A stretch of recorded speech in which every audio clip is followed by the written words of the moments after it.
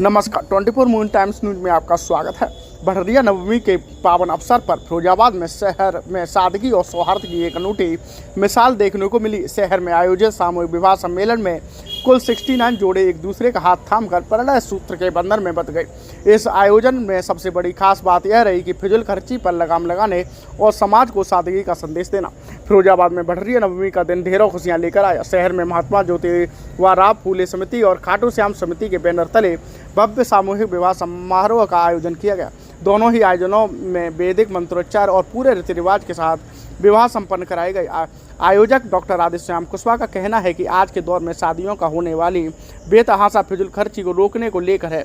समाज में फिजूल खर्ची के खिलाफ और सामाजिक समरसता को बढ़ावा देने वाली यह पहल फिरोजाबाद में चर्चा का विषय बनी हुई है। नवदंपियों को आशीर्वाद देने के लिए स्थानीय लोगों और गणमान्य नागरिकों का तांता लगा रहा।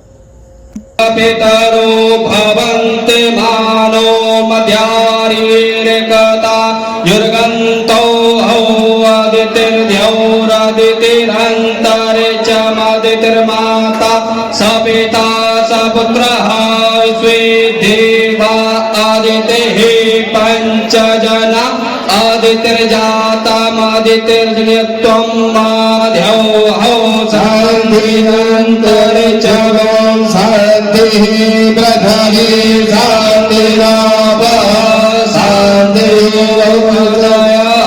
शान्तिः वनस्पतयः शान्तिः विश्वे देवाः शान्तिः ब्रह्म शान्तिः सर्वगुण शान्तिः शान्तिरेव शान्तिः सामा शान्तिरेधि यतो यतः समीहसे ततो नो अभयं कुरु सन्नः कुरु प्रजाभ्यो भयम्।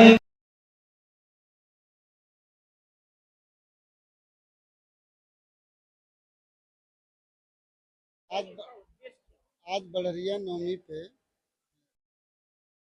जैसा कि महात्मा ज्योतिराव फूले सेवा समिति निरंतर गत 2 दशक से आयोजन करा रही है, उसी के तहत आज यहाँ गंगा रिसोर्ट में आयोजन रखा गया है, जिसमें लगभग 37 जोड़े के आसपास विवाह का आयोजन है। कार्यक्रम सुबह 8 बजे से यहाँ पर प्रारंभ हो गया था और वरमालाएँ लगभग लोगों की हो गई है, कुछ जोड़े रह गए हैं।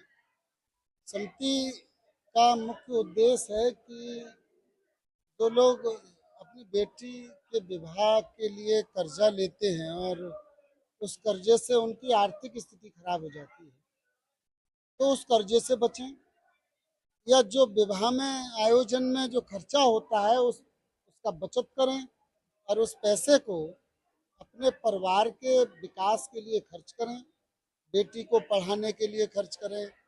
जब वो अपने पैरों पर खड़ी हो जाएगी तो शायद आपको कर्जे की आवश्यकता नहीं होगी। इस उद्देश्य से समिति लगातार निरंतर प्रयास में है और हम लोग लगातार साल में 4 बार कार्यक्रम।